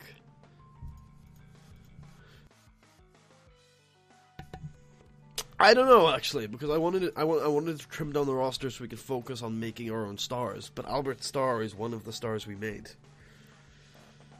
I think I'm going to let him go off to the indie scene, though. I have an idea for a company that heavily edited and produced Lucha Libre-based show with nothing to do with Lucha Libre. Interesting. I wonder where I've heard of that before. No, I think they might do a Fed like that, actually. They have one in the T-verse. I could see it being... I could see them doing an LU parody. Not parody, but an LU mirror in the Cverse somewhere. Probably in the States. But I don't know, there's a lot of States Feds. And I don't see a lot of them closing. I see a couple of the Cali Indies closing. Maybe one of the Californian Indies. CZCW. Libre Below Earth. Oh, it's beautiful. Maybe one of the Cali Indies. CZCW. Takes over the rest of them. I could see that happening. And then we just have one Cali indie. It'd be interesting because if they go with doing states as regions, which they're fucking not going to do, but if they maybe expand the US regions a little bit, like someone pitched in the TW thread today, I could see like the Cali indies kind of moving across the Southwest a little bit more. But he's one of the biggest Cverse fans. I am. Wait, no, I didn't predict CZW dying. I predicted CZW like buying the rest of the Californian Indies Feds. CZW is totally like out of all of the Cali Indie Feds, CZW is clearly the biggest one. They've been around since the 90s. They've had like a TV deal. Adam obviously loves CZW because of that diary that was written by I forgot his name, but the Enter the Coastal Zone guy. Yeah, nah. CCW is not dying. Alright, who are we going to put up against Greg? Who is like completely like he's just as able as anyone else to just have a main event now. Like there's no need to protect Greg anymore. He's the guy. He's a main eventer, bona fide main eventer. This match is going to be fucking great. I think. How much of is Gordon Levy's Fog of Lore lifted? Fog of Lore, I keep saying it. CZCW is the only company in the Cverse I get into, so hopefully they're not going to die. Why does everyone think CZW is going to die? I never said this. They're great. They're good. Nobody's going to kill CZW. It's fine. Everyone stop panicking. CZW is fine. CZW is quite interesting. I like CZCW. Unfortunately, I don't like booking it, but I think I'd like watching it. Also, I could see CZCW becoming the Lucha Underground mirror because it's kind of similar in style. It's fast-paced, technical. It's kind of Lucha, in fact. So I don't know, maybe. No, New York City Wrestling could die. I don't see them dying. I think they're very much similar to Maw in a way and US Pro, where with Maw it's like they only exist to make money. Maw has a separate goal of training people, but with New York City. It's like, all we're doing is trying to make a profit, so we're not going to die, because no matter what we do, we're going to make a profit. We're not going to spend enough to die. That's the thing, is like, companies that die are things like Dave. Dave tried to become a national company, so they died. I don't see New York City trying to become a national company. They're a regional company. Nostalgia acts, right? And with US Pro, it's like, nostalgia is stable. Look at the WWE. Look at TNA. Even. Actually, TNA is a perfect example. Why was TNA so successful? Fucking nostalgia. If you say to people, hey, look, you used to like these people. You still like them, right? You hate modern wrestling, right? You wish it was the old days. Well, look, these guys were around in the old days. And people are like, yeah, I did like the old... Yeah, that guy was around in the old days. Yeah, I'll buy a ticket. Sure, how much is it? $20? That's pretty cheap. I'll have a ticket.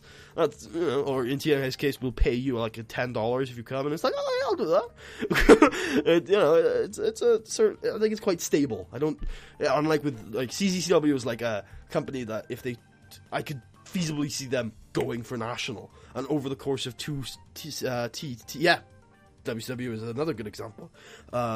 Over the course of 2 TEWs, I could see CZCW dying. It'd be like, first TEW, they try to go to national, they're a high regional / low cult company. Second TEW, they've died. Kind of like Dave was in 2005. Kind of.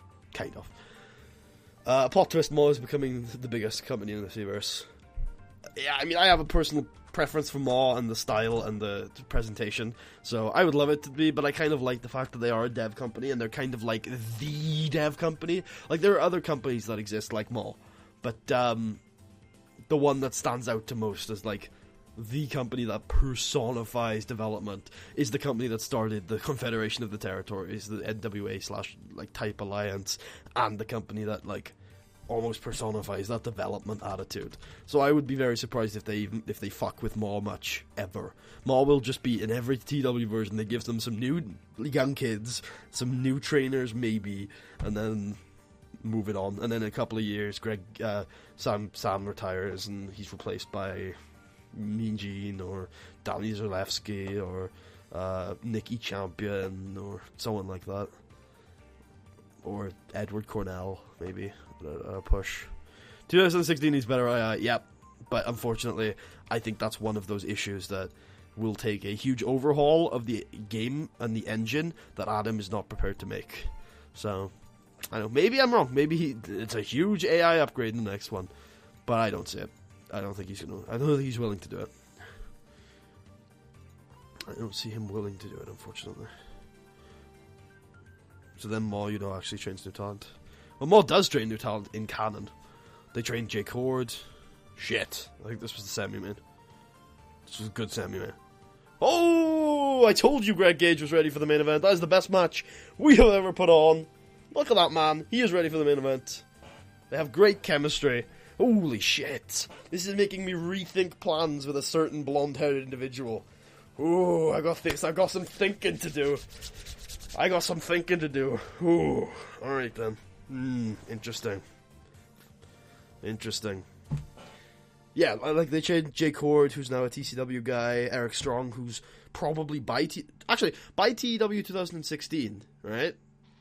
By TEW 2016, I imagine Jay Cord will be a main eventer in TCW, and Eric Strong will be a main eventer in North of the Border. Like, Eric Strong will be a big deal. Maybe. I hope not, actually. I hope North of the Border are still, I hope North of the Border are still really shitty in terms of having a bunch of old people, because I want to change it in my series. but no, I think I more have in canon trained a bunch of new people. Even look at the gap between 2013 and 2014, where more have trained and made into stars Casey Valentine and Cameron Vesey, who have gone off to US Pro, and I think it's SWF, right? Is it SWF? Someone tell me where Cameron Vesey ends up in the 14 database. Is it North of the Border, or is it North of the Border, right? Cameron ends up in North of the Border. Or is it SWF? No, it's just say North of the Border. Cameron ends up in North of the Border, right, guys? Someone will tell me. Someone has played 2014. If nobody tells me, I'm going to go look it up. So I'm going to go look at a database I have. I'm waiting for the comments to react to my stupidity. Someone says maybe he'll make the AI at least confident instead of really stupid. My biggest problem with the AI is there's fucking semi-main events. Like, that's genuinely my biggest problem with them. Not to mention they're really fucking stupid, especially when you bring real-world mods into the equation. But my biggest problem is semi-fucking main events. Alright, nobody has told me, so I'm gonna go look it up. I bet someone's, like, looking for it, and I'm like, no, I'm just gonna go look for it myself. Alright. You will now be able to see all of the saves I currently, like, have with me. Let's go with O Canada. This is not the save that I'm using at all. Where is it? Oh yeah, my North of the Border save is actually 2013. Never mind. Time travel. Is this my 2000? Yes, it is. Shit, this is my 2034 save. There you go. Awesome. I think this is the save for Lucy Avatar being 100 referee. Yep, there she is. Fucking beautiful. I'll show you guys the save actually. So sorry, but there's some interesting. There's very interesting individuals, such as. For sure, by the way. So also didn't develop particularly well. He's 42, still wrestling in time decline. But oh, never mind. High Flying Hawaiian is not the world champion. He's the former world champion. Here he is. He's 41 actually, not 50. I'm thinking of a different save. This is fucking High Flying Hawaiian. Good lord, what a wrestler. What a fucking wrestler. That is not good matches for considering, like, how good those stats are. But, yeah. Anyway, what we're looking at here is Cameron Vesey. Cammy V. The man, the myth, the legend. Still active. He's unemployed right now, actually. Pretty good. He's in time decline, obviously. So, where does he start? North of the Border. I was right the second time. I'm surprised none of you, like, corrected me on that one. Huh. Explain yourselves. How are you not aware of Seaverse law? I keep saying law. Like, Seaverse Rick Law. I am the law. I am the Rick Law. Alright. Road to Glory.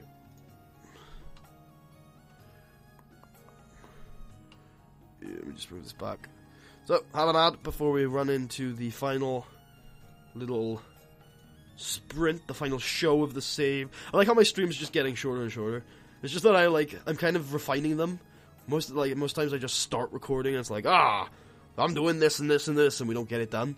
But this time I'm like, I know exactly how long a stream should be. It should be less than 3 hours, because that's when I start getting loopy, and also viewers tend to tune out about the 3 hour mark.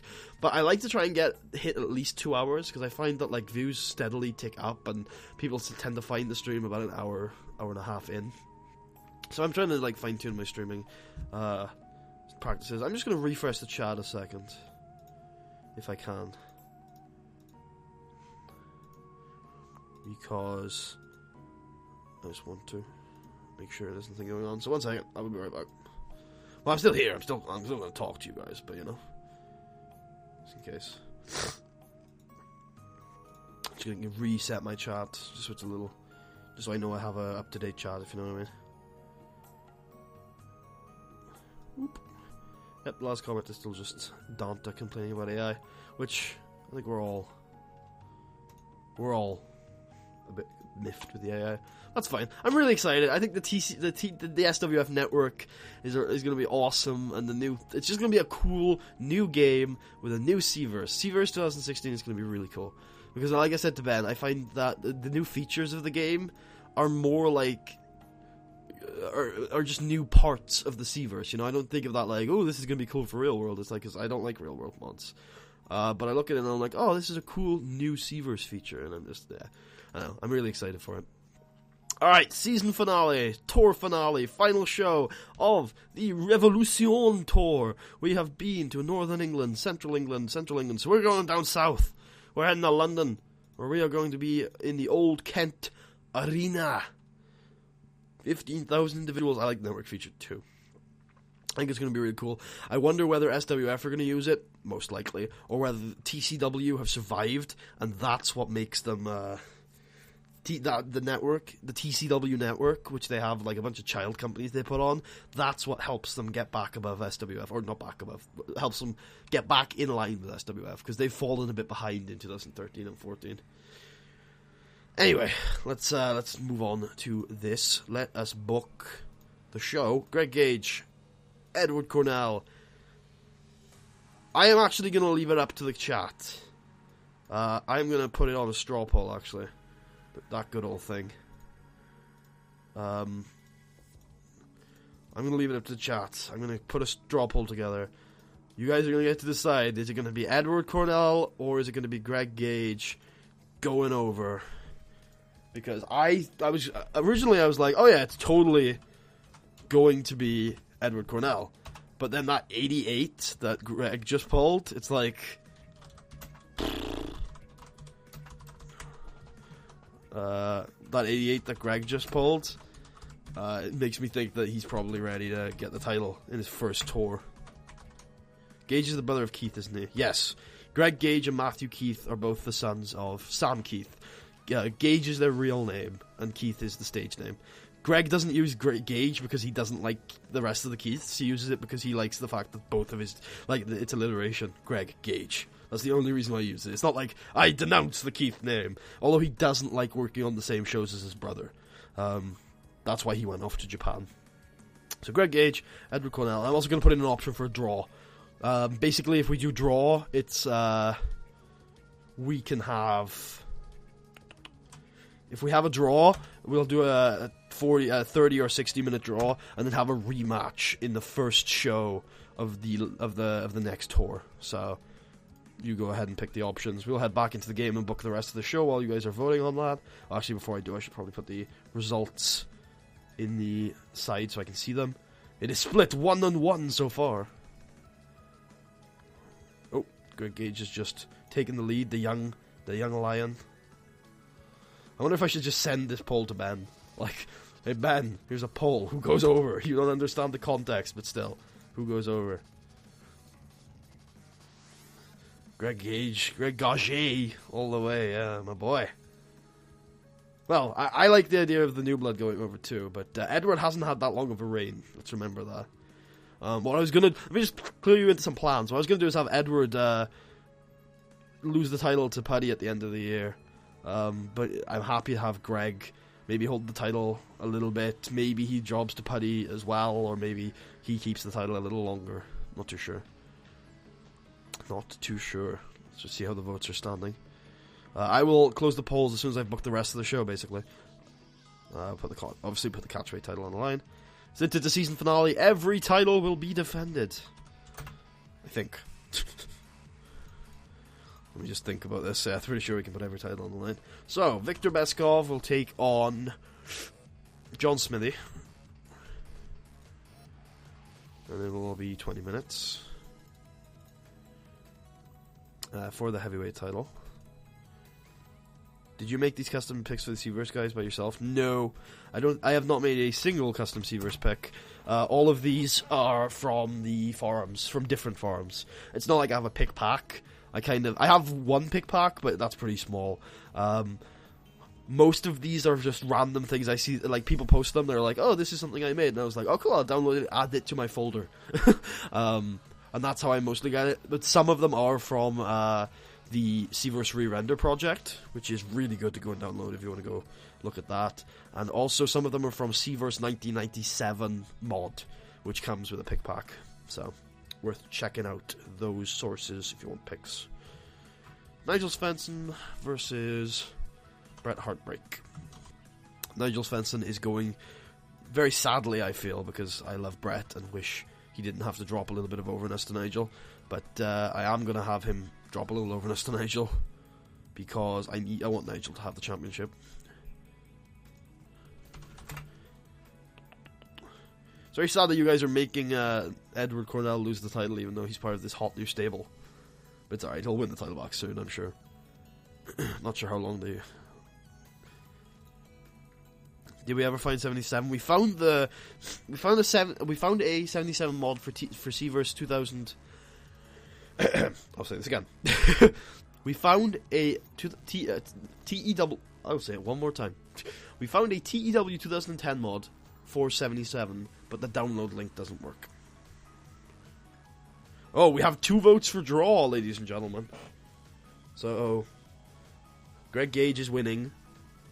A draw is on the table though. So one more vote for a draw will draw it. Funnily enough.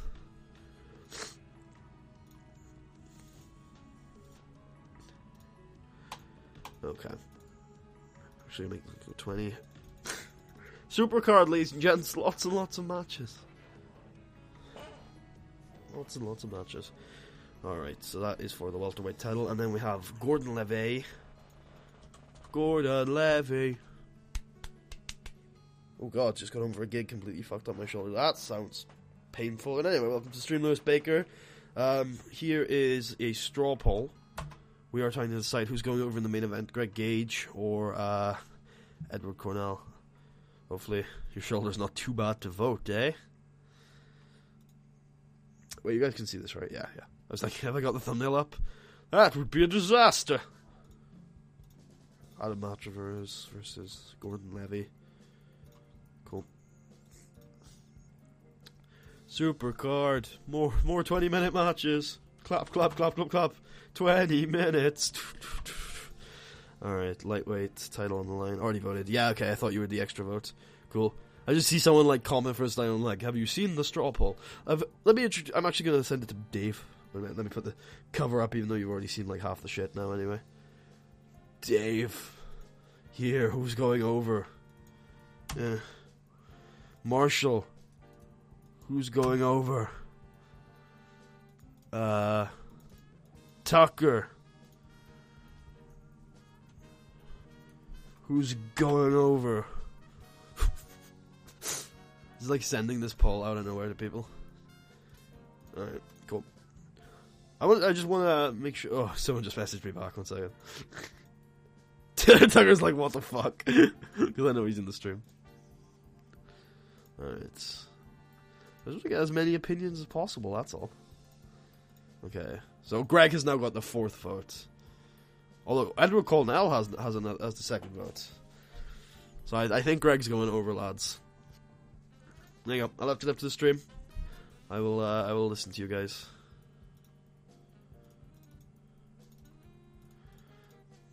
Matra versus Eustace creative control. Let's go Cornell. Hey, he's 2 behind right now. He could have a comeback though. If you wrangle up some people, eh? Alright.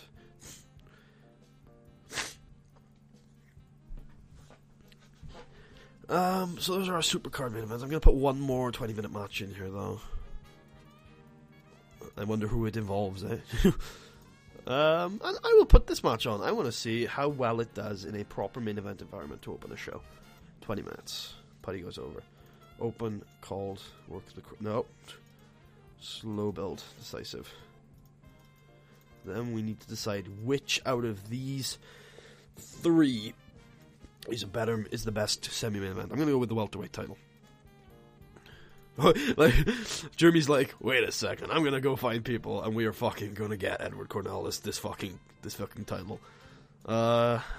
So open, decisive, kept strong with a work the crowd now. Yeah, I think that'll do well. And then this one hasn't even got a fucking winner yet. Victor over, open, decisive. And this one, open, decisive, cool. Perfect. Perfecto.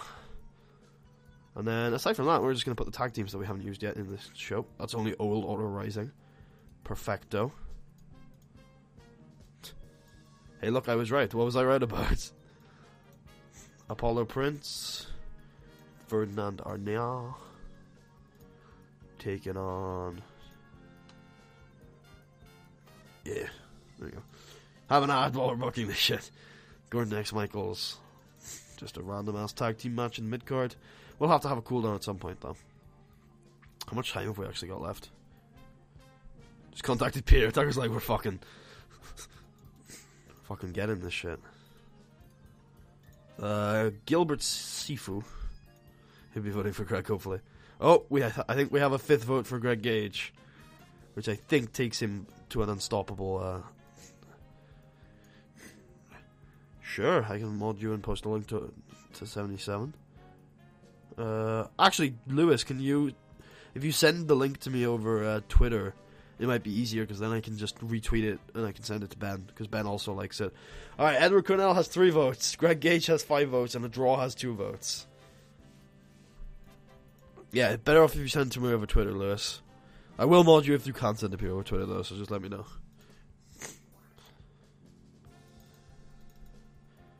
Peter comes through.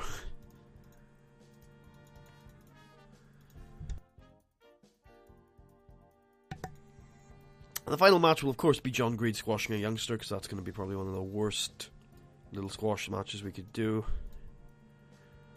Jeremy's like, damn. You tried so hard and you got so far, but in the end, it doesn't even matter, man. I'm so sorry. That decisive. Thank you. I don't care. I want him to be. Make him a competitor. Make him fight. We must cut at least 5 minutes. Oh, I wonder where those minutes are coming from. Here we go. No angles! 8 mine, I'll try. Cool. Alright, the polls are closed. I'll show the results on stream. There are the results. Who goes over? Greg Gage goes over. The future is now, bitches. Gregory Gage over. Open, called, slow build, decisive.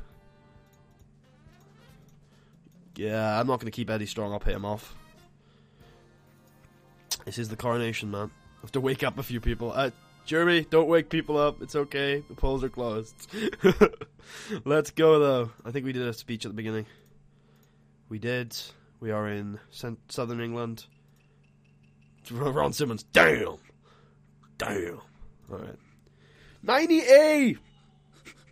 Yeah, I'm right. This should be a main event next year. Damn. Pulling out the Ron Simmons damn twice in the last, minute. I'm just gonna let that sink in. Damn! That's the best match we've ever run. Fuck, man. Damn. Alright, so great chemistry. Announcing job was weak, apparently. Steve Smith, really? He's like 80. Fuck. Alright, then. Damn. Wow. This match didn't do too badly, especially following the previous one. This was good. The cooldown does poorly. Perfect. Perfect. Then we now start warming up with 4 title matches in a row. Not a bad lightweight title match. Israeli Crab. Oh, that's defense number 5 for Gordon Levy, which means he has an automatic title shot once the tour starts next time round.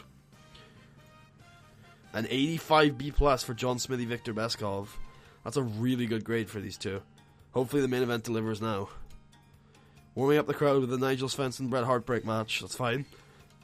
Wins the Nigel Svensson wins the welterweight title, and the main event, 85B+. Not the best match on the card, but it is a good match. Excellent in reaction and great heat from the audience. Gregory Gage defeats Edward Cornell in 30 minutes-ish, or 29 minutes with a proton lock. Gregory Gage wins the catchweight title. You guys did it. You got Greg Gage winning. Fantastic. He's a good guy. He's put on some really good matches recently. And in freaking 3 or 4 months, I think it's 3 months, he's gone from 17 pop in the UK to the world champion of our Fed. So there's that. 82 show, didn't even get a B+, despite that 90 at the start. I guess that's fine. Edward is obviously getting a hug. Edward's getting something. Edward's getting something. And then obviously the grappler needs... Told he's awesome. Pointed out as a good example for Edward. And then a hug for Greg, because... Yeah, so the good example, because you jobbed. Hug for Greg, because you won the title. And then the grappler's like, you made me look awesome. Thank you, grappler. Hugs. Hugs for days. Anyway. That's going to about do it for the stream. Thank you very much for watching. Just going to play an ad. Thank you all for staying out here. It's been quite a quiet stream, but I appreciate every single one of you who's been commenting. I appreciate that. It's been a fun little stream. Hopefully you guys can check the archive out if you didn't catch it all. We will head to the end of the month, though, first, so it's not quite the end of the stream yet. We are 72 over this across the entire UK. We are a slither away from National. Frickin' slither, and now we're on break, so hopefully we don't lose pop while we're on break like we did the last time. Fingers crossed, eh? Alright, how, then, is everyone's pop doing, and is Edward pissed? Edward is not pissed, but he is third on the franchise players now. Edward is has taken a substantial hit. Let's just say that. That is a nasty little hit of pop for Edward. But he's a fantastic professional wrestler, and as long as he's not in time decline next month, which he's not yet, but he might be next month, then he should be able to get back up there. Bret Heartbreak is also taking a 2-point hit, which isn't bad. Gordon Levay has gotten himself reasonably over now, yep. And Greg Gage, for winning the world title, is not even that over. It's a decent bump for him, to be fair, but it's not even that over. And then Putty is still Putty. So, yeah. See? Yeah. Not too dreadful of a... Oh, God. Not too dreadful of a tour there. Pretty happy with what's gone on. Yeah, we'll skip forward. Oh, the stable is doing okay. They've lost. So Edward loses his title on the same night that Nigel picks up one and Victor retains. So pretty damn good. Oh, my throat is really like in this end. Did you get Tommy Jr.? No, as I said earlier in the stream, you weren't there. He started with a written deal, unfortunately. So unfortunately not, but as long as we can get to National, we'll be able to get him when his contract expires. We'll be able to get that bastard, don't worry. We'll get him. We'll get that motherfucker. How am I doing in terms of match rating? Because I've done nothing this first tour yet. I'm still doing pretty well at match ratings because of just because of that amazing finish I had, basically. It's been pretty average for the most part, with one standout match and some bad matches to start with, and then the end is yeah, Grappler and me have really good chemistry, and we're also really good at professional wrestling. Tends to be how these things go. Yeah, man's real over now too, which is good. He's up for Dakota, right? Yeah. But he's coming back on next tour, and we're going to start pushing him properly. And then next year, I think we'll probably end up having him in the main event scene, which will be awesome. Really looking forward to that. Fun. Fun.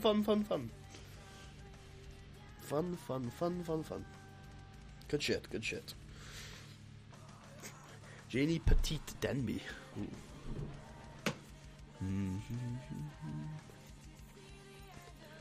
Just want to get to the end of the month so that we can check the revenue for the stream as a whole, and then we will wrap things up. So during this tour, we debuted Gregory Gage. We had the best match the company's ever put on, bona fide 4-star match with Mr. Putty versus Grappler. And then we also had Gregory Gage, the debuter, win the title. We also had the debut of a new stable, Sonkai, which means respect. And they did pretty well. They've had a pretty solid tour, but they did end up losing their main championship, which is going to be a bit of a sore topic for them. So interesting to see how that ends up developing. Whether they will recruit some new members, keep their old ones, such like that. Ads don't play for me, so I can stay here forever.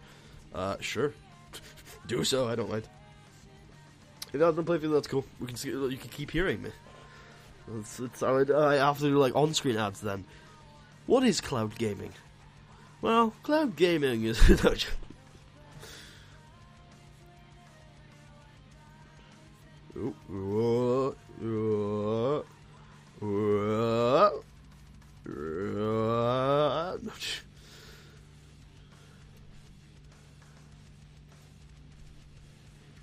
Gotta love this heavy metal rock. Zombies rock.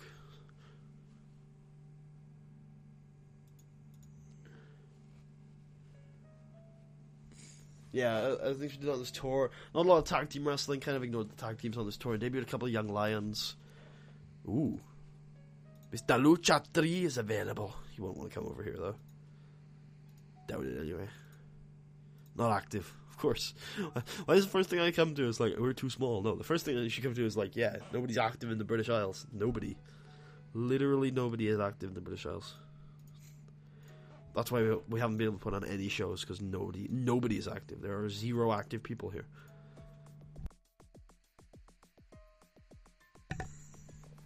Okay, need to check Skype while we're loading through here. Oh, it's Sunday. Never mind. I was need to check the Skype. Nah, I'll just wrap up the stream. Check Skype or stop streaming. Which one's a more long-term solution? Checking Skype. Oh, that reminds me, I want to wrap up the stream within the next 3 minutes, so I'm probably gonna... 2 minutes, because I don't want to go into March streaming, because March is happening in 2 minutes, so I will wrap it up very quickly.